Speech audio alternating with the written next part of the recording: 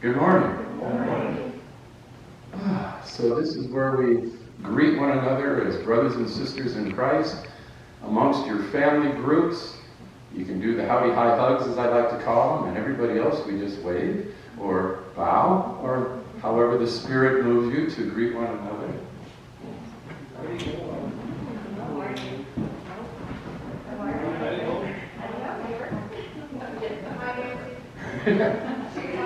Oh yeah, we can verbalize too. Kind of forgot about that. And now you can go ahead and sit down.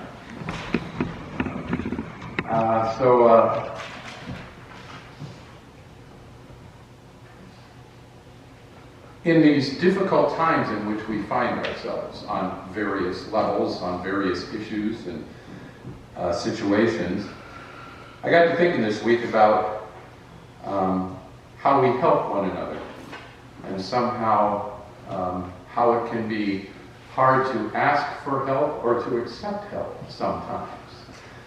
So we're going to look at asking for help today, and I hope you find it, wait for it, helpful.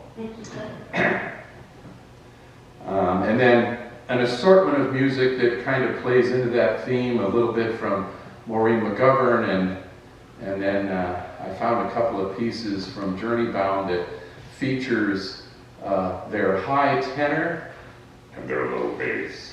So I hope you'll enjoy those.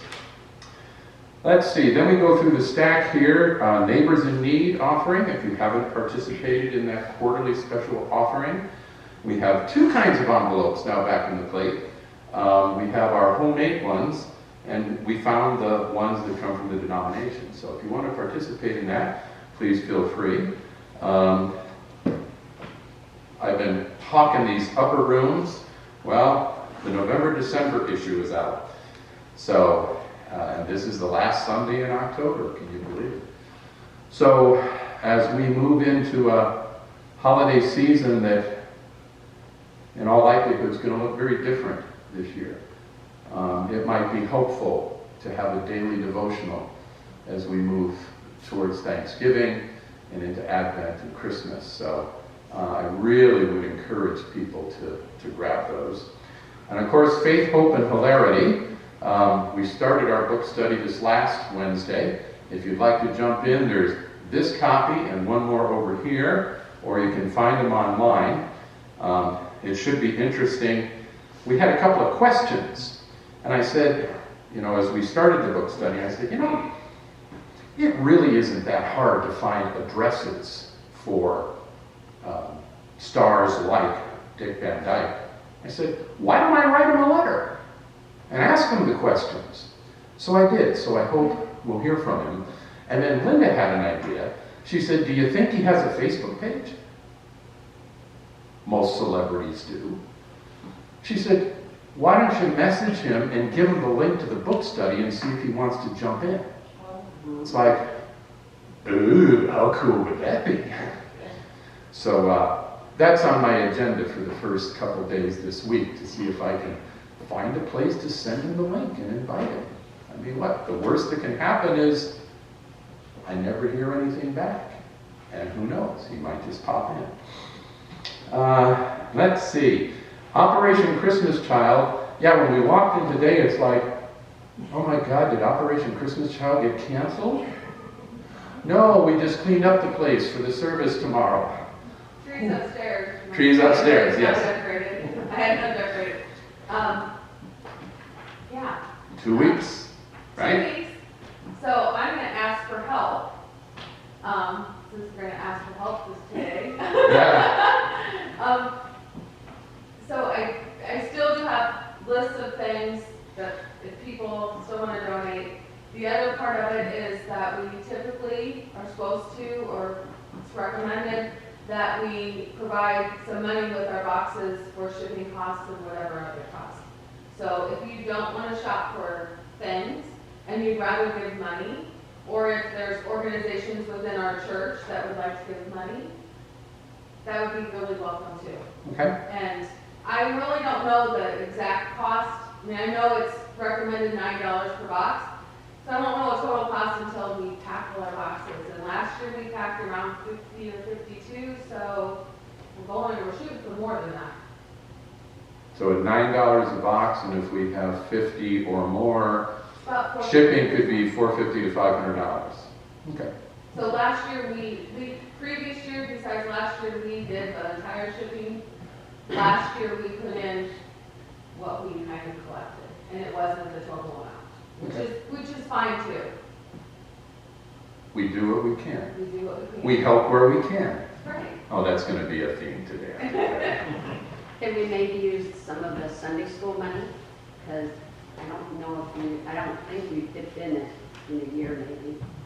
So Perhaps. Whatever. As groups meet or talk, that would be great. Like I said, later on, I won't deliver boxes to the place in Manchester till the Saturday or Sunday before Thanksgiving. I'm actually working at their collection site on that Saturday and Sunday. Hopefully Gracie and I both are. So what we do is we just put it in an envelope and it goes into one of the boxes. So you don't do it per box, it's just one of the boxes, gets an envelope with it, and then, so I just need to take it there on that that'd be like 2 weeks after we pack. Okay. And then when we get to the processing center and we open boxes, if there's money inside, we have a drop box to drop it into. So that's the other thing is, I am planning on going to Chicago the first weekend in December to work the processing center, and I certainly can take it then and just drop it in a box. Because it's not like a one-to-one correlation to the Right. boxes that we have. It's to help It's with the to help effort. whatever they need. I know we're going to beat that drum today. Yeah. So, thank you for your help. Yes. And continue to help by bringing in more stuff today. We have a service here tomorrow. If you want to bring stuff, we can find a place to put it. The tree and the boxes and all that stuff is up in the Sunday school room on the first table. So Okay. if somebody brought something, take it. And then we have 2 Sundays more, November the 1st and the 8th. Okay. So is everybody kind of taking a breath after Lord's Acre Days? Yeah. So I'm going to throw a number out there. I'm not sure if it's correct, but I think in talking with Kathy Dolan that The thought is, with a couple of donations that have come in, that we may have raised somewhere between, and I'm looking at Jamie to see if she says, no, that ain't even close. Somewhere around $14,000, $15,000. Okay, I'm getting it out there. Yes, so well done. Well done. Good Dave's effort. And, you know, we don't necessarily do stuff like that with the expectation of someone saying, gosh, thank you. But isn't it nice when that happens? So we got this note. It says, I want to thank you and everyone involved with the Sunday meal. Everything was very, very good. Keep up the good work. Beth Linus, did I get it right? Okay. So, it's always nice to have those. Any other announcements that need to be made for the good of the order? When I get to prayer time, I'll give you some details about Delbert's service. Birthdays, anniversaries. Somebody had a birthday. Let's see, I'll make a oblique reference that he's 3 years away from his Beatle birthday. Think about it. When I'm 64, minus 3. So, but yeah. So actually it was, you know, there's that wonderful song in the musical Hairspray that's meant in a different context, but so you're a full year into Welcome to the 60s. You don't. Just getting closer to sitting in that chair back there.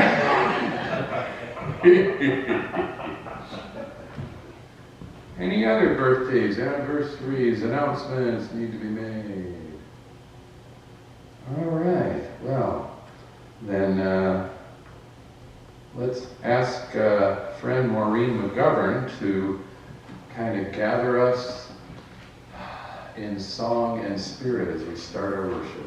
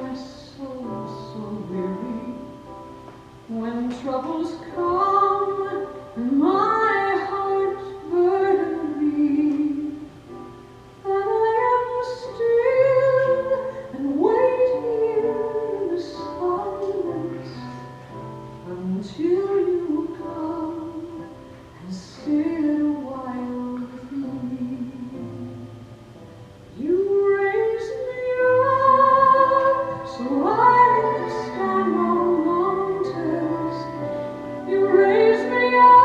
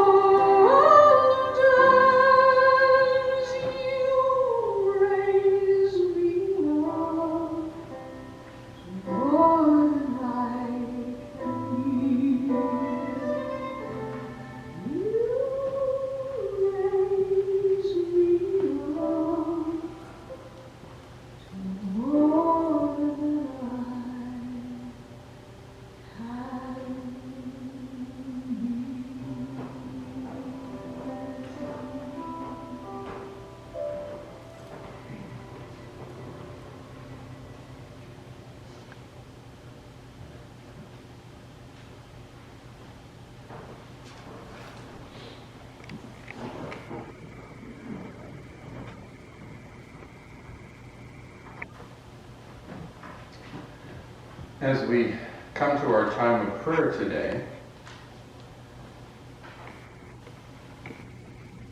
it looks as if this COVID thing's getting worse before it gets better. And that, you know, so often things start in the coasts, and it could be a pandemic, it could be a tradition, it could be a fad, and it takes a while for it to get to the Midwest.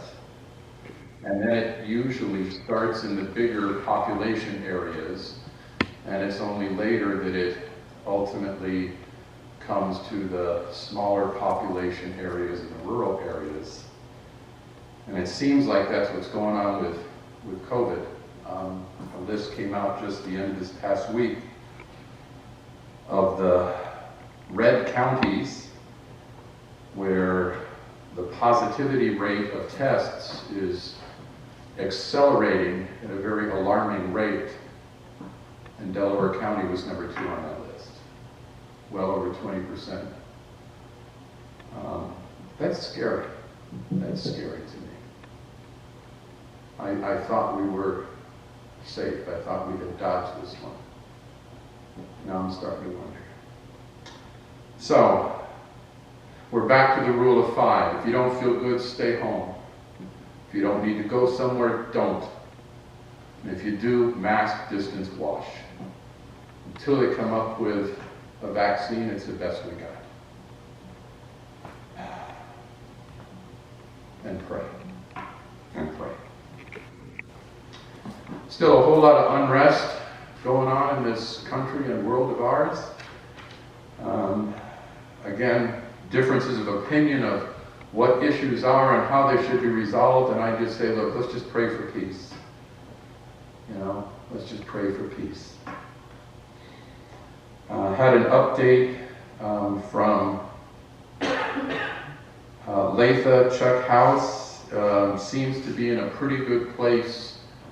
They've got him into a rehab wing of the hospital in Des Moines, which is where they wanted him to be. And now they're talking about a 3rd round of skin grafts that he is not looking forward to, and starting to wonder. So prayers for Chuck, not only for successful surgical intervention, but for him to, you know, kind of muster his own energies to say, let's do this and let's get it done. Let's get it done. Angela, anything new on your mom that we should be aware of? Well, we thought we had good news the week before. They took the tumor out, and he got clean margins around it, and then the lymph nodes came back clear. But then we found out on Friday that he took tissue and fat samples out around the area around those clean margins, even further out. And under the microscope, unfortunately, there is cancer in tissue and fat. So this Friday we meet with oncology, and he's really unsure whether chemo will even be an option due to her weak state. So she has like continued anemia, and then the surgery really threw her back. She's had a couple of real good falls at home, and me and Grant were alternating staying overnight with him and stuff, and I'm looking into getting a bed and some stuff so that when I am there, I'm a little bit more comfortable. And yeah, so we find out Friday what the next course of action is. But yeah, this cancer just kind of goes, you get good news, and then you kind of get bad news, and then it's kind of good news, and it's a roller coaster that I know that everybody in this room has dealt with one time or had somebody in their family deal with, and yeah. Yeah, even with the advancements we've made, it seems like cancer is, sometimes it's 1 step forward, 2 steps back. So, well, prayers for strength and support for all of you, your mom and those of you supporting her, and prayers for an effective treatment regimen, however that shows itself. Bit of good news. My friend Dixie successfully candidated and she has been called to be the pastor of the Osage United Church of Christ and a Presbyterian church in, who remembers? Seems like the city where she's being called starts with a D. I can't remember. So prayers for her as she starts on this new ministry, and not too far away. So sometime if I have to be gone and she has a Sunday off, or we could do a pulpit exchange. So you all may get to meet Dixie. Those of you in the book study have met her because she zooms in. And then the last prayer concern, definitely be keeping the Aldrich family in our thoughts and prayers. They have gathered. Visitation is at the funeral home from 1 to 7 today. Normally visitation's 2 or 3 hours, maybe 4 hours. The hope is by having a longer time that they will be able to space people out, because they stop short of dropping the fist and saying you must distance, you must wear a mask, but they strongly encourage it. And they figure one of the ways they can support that encouragement is to have a longer period of time so people can distance themselves time-wise as well. And then tomorrow morning, from 9:30 to 10:30 at the funeral home is another hour of visitation. And then the family will be coming here for the service starting at 11. And then we will have a graveside service where both Delbert and Shelley, her remains, Delbert's body will be interred in our cemetery here. And then there'll be a luncheon following at the St. Patrick's. I've heard it called St. Patrick's Gym, but it looks like online they call it St. Patrick's